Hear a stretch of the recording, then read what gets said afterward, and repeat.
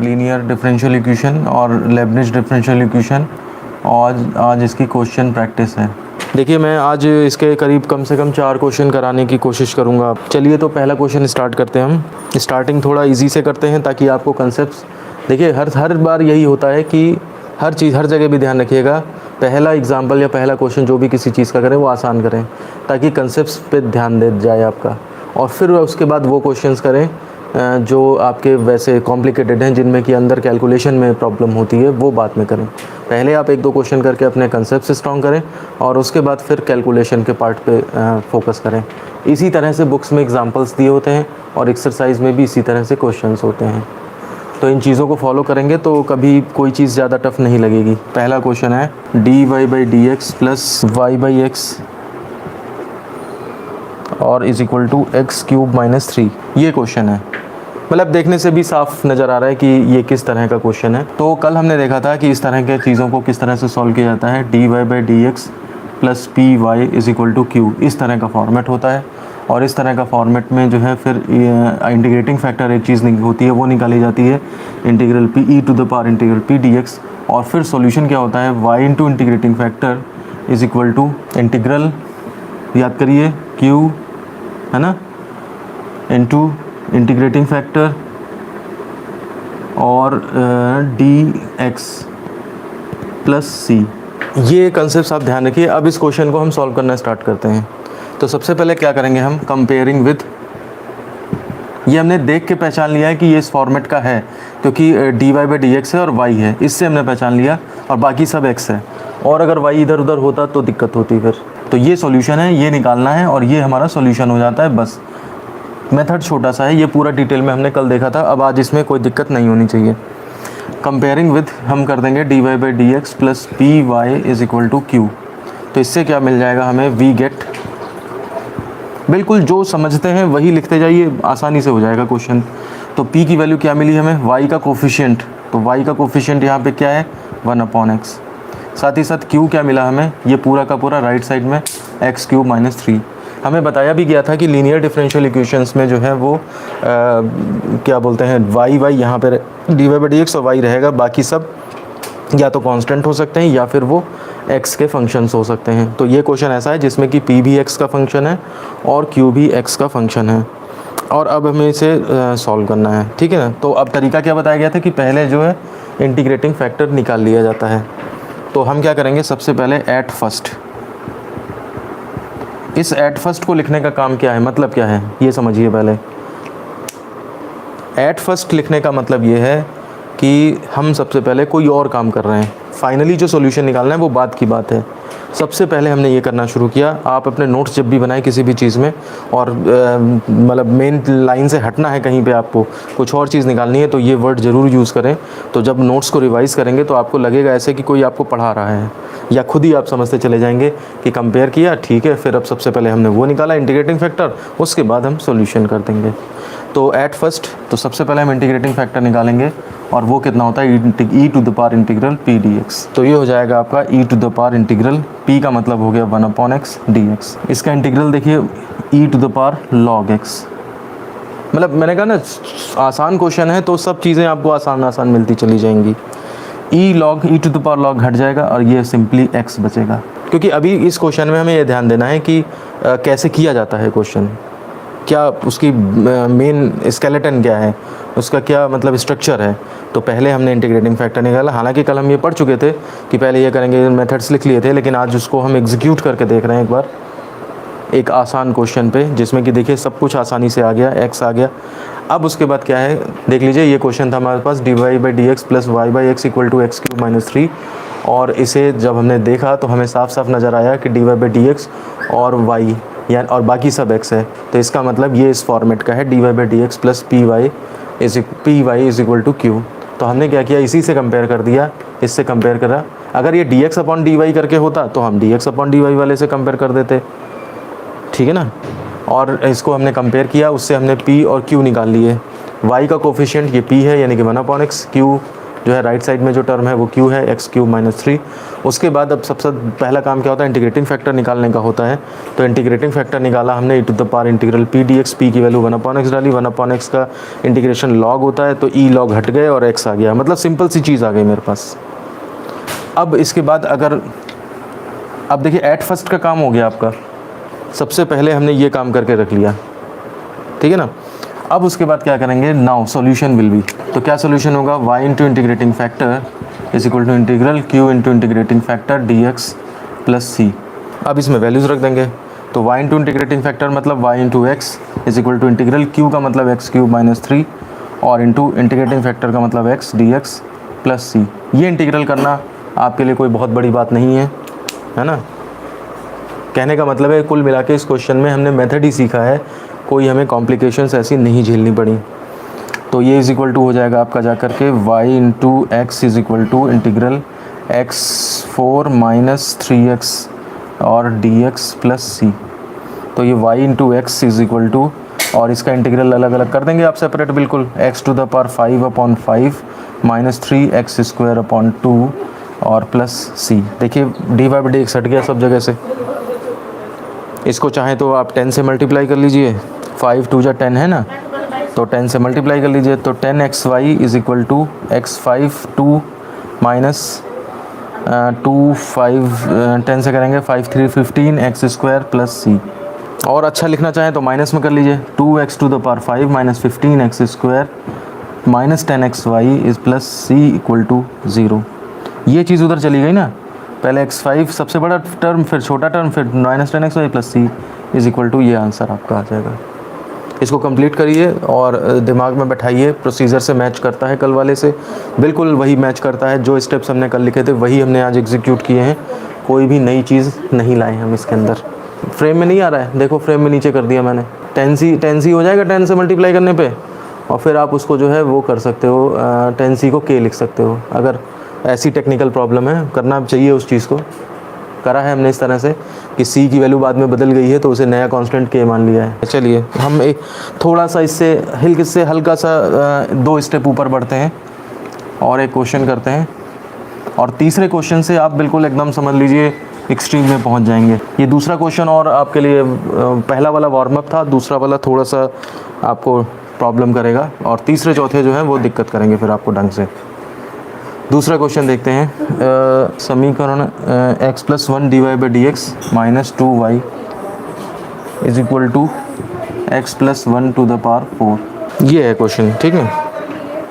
समीकरण इतने को हल करो। चलिए ये क्वेश्चन देखिए, x plus 1 d y by d x minus 2y x plus 1 to the power 4। देखिए d y by d x है और y है अकेला, और बाकी सब x है, तो ये चीज़ उसमें कन्वर्ट की जा सकती है। डायरेक्टली देखिए नहीं दिख रहा है, ये फॉर्मेट डायरेक्टली नहीं दिख रहा है, हमें इसे कन्वर्ट करना पड़ेगा पहली बात। हाँ, तो इसमें क्या करेंगे हम, d y by d x simple रहता है ना, तो इससे डिवाइड कर देंगे हम इसमें, तो ये हो जाएगा d y by d x minus 2 upon x plus 1 और y इज इक्वल टू, और इससे डिवाइड करोगे तो सेम चीज़ है ना, तो एक पावर कट जाएगी, तो x plus 1 to the power 3।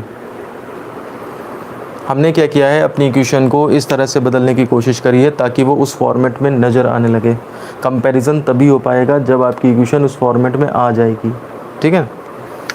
तो ये हो जाएगा आपका, अब इसको कंपेयर कर दें, comparing with d y by d x minus, एक लाइन ये भी लिख सकते हैं, which is linear differential equation, है ना, मतलब ऐसे में आ गया तो हम पहचान लिया कि विच इज़ लीनियर डिफरेंशियल इक्वेशन। अब हम क्या कर रहे हैं, कंपेयर कर रहे हैं, comparing with d y by d x plus p y is equal to q. We get क्या क्या मिला हमें, तो p मिल गया हमें minus 2 by x plus 1 and q मिल गया हमें x प्लस 1 का होल क्यूब। ध्यान से देखिए, इतना करने के बाद हमें पता लगा अरे कि ये तो लीनियर डिफरेंशियल इक्वेशन है। उसके बाद तब हमने अब काम करना शुरू किया ये वाला, क्योंकि लीनियर डिफरेंशियल इक्वेशन के लिए ये स्टेप्स हैं, तो हमने उसको कंपेयर कर दिया और p और q फाइंड आउट कर लिए। अब p और q अगर मिल गए हमें तो हम क्या कर सकते हैं, सबसे पहला काम है इंटीग्रेटिंग फैक्टर निकालना।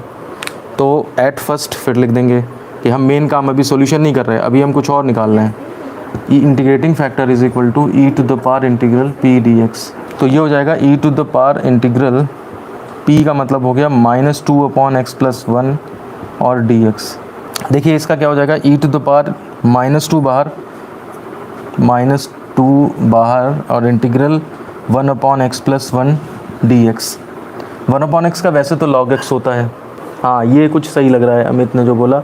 और स्टडी विद आकाश, देखते हैं। हाँ, अच्छा, ये आकाश ने तो सारा सोल्यूशन ही निकाल के रख दिया है, शायद उनका डिवाइड x गायब हो गया है। तो e⁻² इंटीग्रल 1/1x+1 dx। और इसमें देखिए आप, इसका log x होता है ना 1/x का, लेकिन 1/x+1 है तो log x+1 हो जाएगा। और x के कोफिशिएंट से डिवाइड, तो x का कोफिशिएंट है ही नहीं कुछ, तो फिर सिंपल ही रह जाएगा। तो ये हो जाएगा e⁻² log x+1, इतना आएगा। अब देखिए e log हट सकता है, लेकिन बीच में कौन समस्या कर रहा है? -2 समस्या कर रहा है। तो इसका एक रूल होता है, log के आगे अगर कोई कोफिशिएंट है मल्टीप्लाई में, तो वो log की पावर में चला जाता है। तो इस कंसेप्ट का यूज़ करेंगे हम। तो ये हो जाएगा e⁻log x+1 to the power -2। e log हट जाएगा, तो ये हो जाएगा x+1 to the power -2, यानी कि 1/x+1 का स्क्वायर। ये इंटीग्रेटिंग फैक्टर आएगा। अगर किसी को इसमें इतने तक दिक्कत है तो बताएं हमें तुरंत। e कहाँ गया? e⁻ log, ये e⁻ log 1 होता है, हमेशा ध्यान रखिए इसको। e⁻ log 1 हो जाता है। ये कैंसिल कर देते हैं मतलब एक दूसरे को, ये मतलब है। वो एक्सप्रेशन जो पावर में लगा, मतलब वो लॉग के साथ जो लगा है, वो सीधे एज इट इज़ आ जाएगा। तो अब जब इंटीग्रेटिंग फैक्टर निकल आया नाउ का मतलब क्या है? एट फर्स्ट वाला काम ख़त्म। अब नाउ मतलब हम सॉल्यूशन पे आ गए मेन। तो y into integrating factor is equal to integral q integrating factor dx plus c। तो y इंटू इंटीग्रेटिंग फैक्टर का मतलब 1/x+1 का whole square is equal to integral q का मतलब हो गया जा करके क्या? q तो मिटा दिया मैंने, मैं इधर से देखता हूँ। q की वैल्यू आई थी x+1 का क्यूब, और इंटू इंटीग्रेटिंग फैक्टर का मतलब क्या है? 1/x+1 का स्क्वायर। देखिए कितना अच्छा सा लग रहा है कि सब कट गया है, आसान लगता है। ऐसी चीज़ जब आ जाती है तो खुशी मिलती है। और ये हो गया y/x+1 का whole square is equal to, ये पावर कट गई, सिंपली x+1 बचा dx प्लस c। ये हो जाएगा इंटीग्रल अब तो कर सकते हैं सेपरेट करके x²/2 plus x plus c। ये y/x+1 का स्क्वायर। बस ख़त्म, यही यहाँ भाई आंसर है हमारा। dy/dx था, वो चीज़ हट करके ये आ गई है सिंपल, dy/dx हट गया, तो यानी कि ये सॉल्यूशन है इस चीज़ का। अब एक क्वेश्चन करते हैं हम। अब देखिए थोड़ा सा ये इक्वेशन बनानी पड़ी हमें, है ना। बनाने के बाद उसके बाद यहाँ पे देखिए थोड़ा सा प्रॉब्लम बढ़ी हमारे लिए जब हमने इंटीग्रेटिंग फैक्टर निकाला। और यहाँ पर देखिए ये प्रॉब्लम थोड़ा सा स्टेप ऊपर हुआ। अब अगले क्वेश्चन में थोड़ा सा और स्टेप हम उठा देते हैं। इसके बाद एक्सरसाइज आप करोगे तो कोई दिक्कत नहीं होगी। अब हम एक क्वेश्चन करते हैं, निम्न समीकरण को हल करो। तीसरा क्वेश्चन है हमारे पास, dy/dx plus 2y tan x is equal to sine x। साफ यहाँ पे दिख रहा है dy/dx और y, बाकी जो है क्या है, x का फंक्शन है। इसका मतलब ये जो है वो आपकी लीनियर डिफरेंशियल हो गई। This is linear differential equation. तो इसको कंपेयर कर देंगे हम, comparing with dy/dx plus py is equal to q। We get क्या मिला? p इक्वल टू क्या मिला? y का कोफिशिएंट यानी कि 2 tan x, और q क्या मिला आपको? sin x। ये तो काम हर क्वेश्चन में किया जाता है। अब देखें यहाँ पे इंटीग्रेटिंग फैक्टर एट फर्स्ट। तो integrating factor is equal to e⁻ integral p dx। ये वाला स्टेप कर रहा हूँ मैं। तो ये इज इक्वल टू हो जाएगा e⁻ इंटीग्रल, p का मतलब क्या है? p का मतलब है आपका 2 tan x dx। अब देखिए 2 तो बाहर आ जाएगा, खैर इसका tan x का होता है log sec² x। ये चीज़ यहाँ पे देखिए, अब ये मालूम होनी चाहिए आपको। अगर ये याद नहीं है आपको इंटीग्रेशन के फॉर्मूले, तो फिर यहाँ पे आपको दिक्कत आने वाली है। तो इसलिए वो कहते हैं ना कि पुराना जो है वो सिलेबस हमेशा तैयार रहना चाहिए। आप ढंग से पढ़ के ही एक क्लास से आगे बढ़ो, क्योंकि आगे जाके वो फिर चीज़ें यूज़ होंगी तो फिर आपको प्रॉब्लम क्रिएट होना स्टार्ट होगी। tan x से log sec x होता है, ठीक है ना। तो tan x का log sec x, ये इसका इंटीग्रेशन हमने कर दिया यहाँ पे। अब देखिए आपके पास आ गया है e⁻2 log sec x आया है ना। e और log के बीच में e log 1 हो जाता है, लेकिन बीच में क्या समस्या है? 2 की समस्या है। हटाइए इसे, यहाँ पे log के बाद पावर में लग जाएगा, तो e⁻log sec² x। ई लॉग हट गया तो ये आपका सेक स्क्वायर एक्स आ गया। बताइए किसी को कोई प्रॉब्लम है इसमें? तो अब देखिए जब ये इतना आ गया है तो हम क्या करते हैं, सॉल्यूशन कर देते हैं। फिर क्यूब नहीं मिटाता मैं इस बार, ठीक है। तो नाउ सॉल्यूशन विल बी, तो क्या सॉल्यूशन होगा, y into integrating factor is equal to integral q into integrating factor into d x plus c. तो ये हो जाएगा y इंटू इंटीग्रेटिंग फैक्टर मतलब कितना, sec square x is equal to integral q का मतलब कितना, sine x into sec square x d x plus c. अब देखिए राइट साइड में इंटीग्रल साइन एक्स सेक यानी कि 1 कॉस स्क्वायर एक्स कर लीजिए, और पुट क्या करेंगे हम, कॉस एक्स को t कर लेंगे, तो साइन एक्स डी एक्स अपने आप एडजस्ट हो जाएगा। ये तरीका है इसे यहाँ पे इंटीग्रेशन करने का। पिछले दोनों क्वेश्चंस में आसानी से इंटीग्रेशन हो गए थे, लेकिन यहाँ पे अब जो है इस तरह सब्स्टिट्यूशन करना पड़ रहा है। तो कहने का मतलब है प्रोसीजर में प्रॉब्लम नहीं है, वो 3 स्टेप वही स्टेप हैं जो वहाँ लिखे मैंने, लेकिन अब उसको एग्जीक्यूट करने में रास्ता वही है हर क्वेश्चन में, लेकिन उसे एग्जीक्यूट करने में जो है वो देखिए कहीं कहीं पे हमें प्रॉब्लम आ रही है। मतलब क्वेश्चन कॉम्प्लिकेटेड जैसा लग रहा है, लंबा सा क्वेश्चन लग रहा है। तो कॉस एक्स अगर टी पुट कर दें तो इसका differentiation minus sine x d x is equal to d t. तो ये इज इक्वल टू हो जाएगा इंटीग्रल माइनस 1 लगाना पड़ेगा आपको, साइन एक्स डी एक्स की वैल्यू माइनस डी टी, तो माइनस डी टी और 1 अपॉन कॉस एक्स का टी स्क्वायर, ये आएगा plus c y into sec square x. भाई यही समस्या है मेरे पास। तो ये हो जाएगा y sec square x is equal to minus, और टी टू द पावर -2 होगा तो t to the power -2 upon -2, नहीं sorry t to the power -2 plus 1 upon -2 plus 1, ये आपका इंटीग्रेशन हो गया और प्लस सी लग गया। तो ये जाएगा y into sec square x is equal to minus, और -2 प्लस 1 माइनस देखिए फिर प्लस हो गया जा करके, और ये कितना बन जाएगा, टी टू द पावर -1 यानी कि 1 अपॉन टी प्लस सी। टी माना है आपने कॉस एक्स को, वापस पुट कर देंगे यहाँ पे, तो y sec square x is equal to 1 upon t का मतलब कॉस एक्स प्लस सी, यानी कि y sec square x plus sec x plus is equal to sec x plus c. ये आपका आंसर आएगा। देखिए अगर कोई मिस्टेक न कर दी हो मैंने तो यही आंसर आना चाहिए। जैसे फॉर्मेट एड्रेस करना हो, y upon cos square x कर दो, 1 अपॉन कॉस एक्स कर दो प्लस सी कर दो, कॉस स्क्वायर एक्स से मल्टीप्लाई कर दो तो वाई इज इक्वल टू कितना हो जाएगा, कॉस स्क्वायर से एक्स से करोगे तो ये कॉस एक्स प्लस सी कॉस स्क्वायर एक्स, इस तरह से ये भी आंसर हो सकता है इसका। वो तो फॉर्मेट चेंज करके कई सारे आंसर होते सकते हैं। ये सी कॉस स्क्वायर एक्स को के मत कर देना, ये के मत नहीं करना है आपको, ठीक है ना, क्योंकि अब सी के साथ एक्स वेरिएबल मल्टीप्लाई हो गया ना, तो इसलिए कांस्टेंट के साथ अगर कुछ मल्टीप्लाई तो कुछ नहीं बदलेंगे आप, यही आंसर रहेगा आपका, पूरा लिखना पड़ेगा। चलिए तो फिर हम एक नेक्स्ट क्वेश्चन, लास्ट क्वेश्चन और कर लेते हैं, तब आपके पूरे एक्सरसाइज करने लायक हो जाओगे आप लोग। इसे अब हम थोड़ा शॉर्ट में करेंगे, ठीक है। ये कह रहे हैं कि हल करें 1 plus y square d x is equal to tan inverse y minus x d y. अब देखिए यहाँ पे पहचानिए, ये जो है अगर आप यहाँ पे d y by d x निकालेंगे, ठीक है ना, d y by d x is equal to निकालेंगे तो 1 plus y square upon tan inverse y और माइनस एक्स, ये इस तरह से आएगा।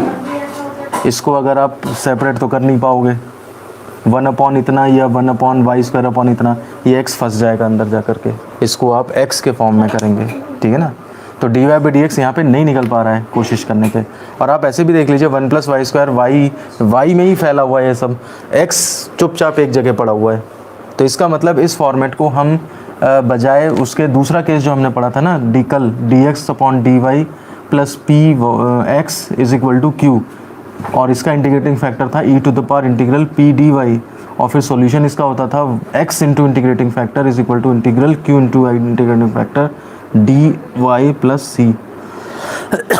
इस वाले फॉर्मेट में लाने के होगा ये क्वेश्चन, ठीक है ना। ऐसे देखने पे कुछ नहीं दिख रहा है आपको। तो देखिए जब d x upon d y करेंगे आप, यानी कि डी एक्स के नीचे डी वाई ले आएंगे, तो ये इधर tan inverse y minus x upon 1 plus y square हो जाएगा, यानी कि d x upon d y is equal to, separate कर दीजिए तो tan inverse y upon 1 plus y square minus x upon 1 plus y square हो जाएगा। ये इधर ले आइए, यही टर्म देखिए p वाला बनेगा, तो d x upon d y plus x upon 1 plus y square is equal to tan inverse y upon 1 plus y square. देखिए हमारा काम है आसान से लेकर टफ की ओर ले चलना, ताकि एक्सरसाइज में शुरू के क्वेश्चन भी आपसे हो जाएं, बाद के भी हो जाएं, और फिर भी अगर कोई समस्या रहती है तो उसके लिए हम वीडियो बना देंगे। तो प्रैक्टिस देखिए आपको ही करनी है। एक एक क्वेश्चन अगर कोई सॉल्व कराएगा तो उससे कोई फ़ायदा नहीं होने का है। आपके अंदर वो समझ जो होनी चाहिए खुद करके देखने की, वो चीज़ जब तक आप नहीं करेंगे तो आप इसमें मतलब महारत हासिल नहीं कर पाएंगे, आपको हमेशा डर लगता रहेगा। तो इसलिए प्रैक्टिस बहुत मस्ट है। आप कंसेप्ट देखिए वीडियो, कल मैंने इसीलिए कोई एग्जांपल नहीं कराया था, कल मैंने केवल मेथड पे फोकस किया था, आज मैं केवल क्वेश्चंस पे फोकस कर रहा हूँ। तो कल भी आप ट्राई कर सकते थे, कल का दिन था आपके लिए कि आप ट्राई करते कि हो रहा है नहीं हो रहा है, क्या नहीं हो रहा है।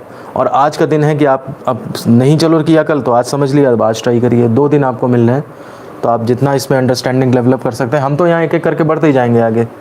बात यह है आप कितना समझ रहे हो, मेन ये नहीं है कि पढ़ा क्या रहे हैं, मेन ये है कि आप समझ क्या रहे हो।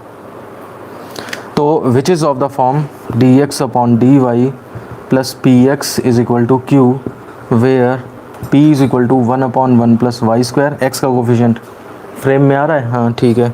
और q इज इक्वल टू होगा जा करके tan inverse y upon 1 plus y square. ये p और q निकले हमारे। सबसे पहला काम है इंटीग्रेटिंग फैक्टर निकालना। तो at first integrating factor is equal to e to the power integral p d y. अगर मिस्टेक होगी ना वो अपने आप नज़र आ जाएगा आपको। अगर dx लिख जाता मैं गलती से तो अभी यहाँ पे p में y के फंक्शन आने लगते, तो मुझे याद आ जाता है कि हाँ गलत हो गया है। तो e to the power integral p का मतलब क्या हो गया, 1 अपॉन 1 प्लस वाई स्क्वायर और डी वाई। ये 1 upon 1 plus y square integral होता है tan इनवर्स का, बिल्कुल सही बात है। तो ये e to the power tan inverse y, ये आपका इंटीग्रेटिंग फैक्टर हो गया। और अब आप इसमें कुछ ज़्यादा नहीं कर सकते, लॉग ऑग होता तो ई लॉग हटाने की कोशिश करते, यहाँ पे इससे आगे अब सॉल्व नहीं हो सकता। तो अब हम सीधे आते हैं सॉल्यूशन पे। हेंस सॉल्यूशन विल बी, तो सॉल्यूशन कितना हो जाएगा, तो y into integrating x into integrating factor is equal to integral q into integrating factor d y plus c. x into integrating मतलब e to the power tan inverse y। इस section को तो कुछ solve ही नहीं करना होता है ना, ये तो एक्स वाई में है ही। Is equal to integral q का मतलब कितना हो गया, tan inverse y upon 1 plus y square into integrating factor मतलब e to the power tan inverse y plus d y plus c. ये भयंकर स्टेप आया, ये आपका इंटीग्रेशन का एक अलग ही लंबा क्वेश्चन बनेगा यहाँ पे। चलो इस p और q की ज़रूरत ख़त्म हो गई। अब सारा ध्यान आप इस इंटीग्रेशन पे लगाइए। tan इनवर्स को अगर मैं t मान लूँ तो ये भी t हो जाएगा, ये भी t हो जाएगा, और इसका differentiation 1 upon 1 plus y square होता है। तो ये हिसाब लगाया जाएगा, put t is equal to tan inverse y is equal to t। तो 1 upon 1 plus y square d y is equal to d t हो जाएगा। तो हमारा एक्सप्रेशन क्या बनेगा, x to the power tan inverse y is equal to integral tan inverse y को तो t मान लिया है और e to the power t ये हो गया, और 1 upon 1 plus y square d y इसको dt मान लिया है, plus c t e to the power t dt ये आया जाके। अब ये क्या आपका फर्स्ट सेकंड वाले से हो जाएगा, फर्स्ट सेकंड बाय पार्ट्स। तो ये इज इक्वल टू चलेगा first integral of second e to the power t dt, ठीक है, माइनस इंटीग्रेशन बाय पार्ट्स कर रहे हैं हम, minus great integral differentiation of first d by d t of first and integral of second integral of e to the power t d t plus c. तो ये is equal to होगा t e to the power t का e to the power t ही रहेगा, minus इसका 1 हो जाएगा, e to the power t का e to the power t d t ही रहेगा, प्लस सी। ये हो जाएगा t to the power t minus e to the power t plus c. अच्छा अब देखिए e to the power t common, t minus 1 plus c, left में चल रहा है x to the power tan inverse y, x is into t e to the power tan inverse y is equal to e to the power t की value tan inverse y थी तो tan inverse y, अब bracket में tan inverse y minus 1 plus c. ये आपका final answer आ जाएगा। ये solution है गिवन डिफरेंशियल इक्वेशन का। तो इस वीडियो में हम इतना ही, और कल इसका लास्ट पार्ट बचा है इक्वेशन रिड्यूसिबल टू लीनियर और लेबनिज़ डिफरेंशियल इक्वेशन, उसे हम कल करेंगे, ठीक है ना। हाँ डिजिटल की क्लास 10 बजे से है, ठीक है, ओके चलिए।